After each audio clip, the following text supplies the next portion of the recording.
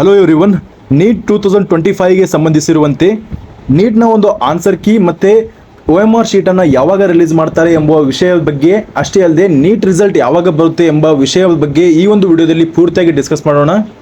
ಚಾನಲ್ಗೆ ಹೊಸಬರಾಗಿದ್ದರೆ ಚಾನಲನ್ನು ಸಬ್ಸ್ಕ್ರೈಬ್ ಮಾಡ್ಕೊಳ್ಳಿ, ಹಾಗೆ ನಿಮ್ಮ ಫ್ರೆಂಡ್ಸ್ಗಳೊಂದಿಗೆ ಶೇರ್ ಮಾಡಿ. 1.15 ಲಕ್ಷ MBBS ವಿದ್ಯಾರ್ಥಿಗಳಿಗೆ ಸೀಟು ಲಾಸ್ಟ್ ಇಯರ್ ಸಿಕ್ಕಿತ್ತು. NMC ಕೂಡ ಈ ಒಂದು MBBS ಸೀಟನ್ನು ತೆಗೆದುಕೊಂಡಿರುವ ವಿದ್ಯಾರ್ಥಿಗಳ ಪಟ್ಟಿಯನ್ನು ರಿಲೀಸ್ ಮಾಡಿತ್ತು. ಅಷ್ಟು ಸೀಟ್ಗಳನ್ನು 97.5% ಸೀಟ್ಗಳನ್ನು ಒಂದು ನೀಟ್ ಮೂಲಕವೇ ತೆಗೆದುಕೊಳ್ಳಲಾಗಿದೆ. NMC ಈ ಮೂಲಕ ಏನು ಹೇಳ್ತಾ ಇದೆ ಅಂದರೆ, ನಿಮ್ಮ ಹೆಸರು ಆ ಪಟ್ಟಿಯಲ್ಲಿ ಇದೆಯೋ ಇಲ್ಲವೋ ಅಂತ ಚೆಕ್ ಮಾಡ್ಕೊಳ್ಳಿ ಅಂತ ಹೇಳ್ತಿದೆ. ಈ ವರ್ಷವೂ ಕೂಡ 23 ಲಕ್ಷ ಜನ ಒಂದು ನೀಟ್ ಎಕ್ಸಾಮನ್ನು ಬರೆದಿದ್ದಾರೆ. ಈ ವರ್ಷ ಕೂಡ 1.12 ಲಕ್ಷ ಜನರು ಸೆಲೆಕ್ಟ್ ಆಗ್ತಾರೆ. ಈ ಒಂದು ನೀಟ್ ರಿಸಲ್ಟನ್ನು ಜೂನ್ 14ರಂದು ಬರುತ್ತೆ ಅಂತ ನಮಗೆಲ್ಲರಿಗೂ ಗೊತ್ತೇ ಇದೆ.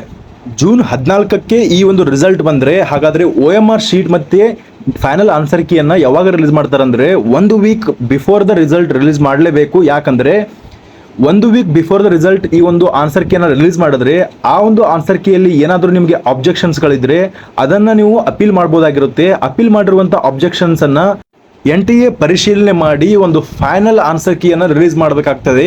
ಈ ಒಂದು ಪ್ರೊಸೆಸ್ ನಡೆಯೋದಕ್ಕೆ 1 ವೀಕ್ ಆದರೂ ಕನಿಷ್ಠ ಬೇಕಾಗ್ತದೆ. ಆದ್ದರಿಂದ ಏನೊಂದು ಗೆಸ್ ಮಾಡ್ಬೋದು ಅಂದರೆ, ಈ ಒಂದು ಫಸ್ಟ್ ವೀಕಲ್ಲಿ ಖಂಡಿತವಾಗಿ ನಿಮ್ಮ OMR ಶೀಟ್ ಮತ್ತು ಫೈನಲ್ ಆನ್ಸರ್ ಕೀ ಬಂದೇ ಬರುತ್ತೆ. ಬಹಳಷ್ಟು ವೇಟ್ ಮಾಡೋದು ಅವಶ್ಯಕತೆ ಇಲ್ಲ, ಖಂಡಿತವಾಗಿ ಈ ವೀಕ್ನಲ್ಲಿ ಬಂದೇ ಬರುತ್ತೆ ಫೈನಲ್ ಆನ್ಸರ್ ಕೀ ಮತ್ತು OMR ಶೀಟ್. ಅದು ಯಾವ ರೀತಿ ಬರುತ್ತೆ ಅಂದರೆ, ನೀವು ಕೊಟ್ಟಿರುವಂಥ ಒಂದು ಇಮೇಲ್ ID ಇರ್ತದಲ್ಲ, ಇಮೇಲ್ IDಗೆ ಅವರು OMR ಶೀಟನ್ನು ಕಳಿಸ್ತಾರೆ.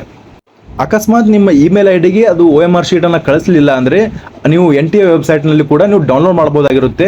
ಈ ವೆಬ್ಸೈಟ್ನಲ್ಲಿ ಡೌನ್ಲೋಡ್ ಮಾಡೋಕ್ಕಿಂತ ಮುಂಚೆ ನಮಗೆ ಇಮೇಲಲ್ಲಿ ಕಳಿಸಿರ್ತಾರೆ, ಅದನ್ನು ನೀವು ಇಮೇಲನ್ನು ಚೆಕ್ ಮಾಡ್ಕೊಳ್ತಾ ಇರಬೇಕಾಗ್ತದೆ.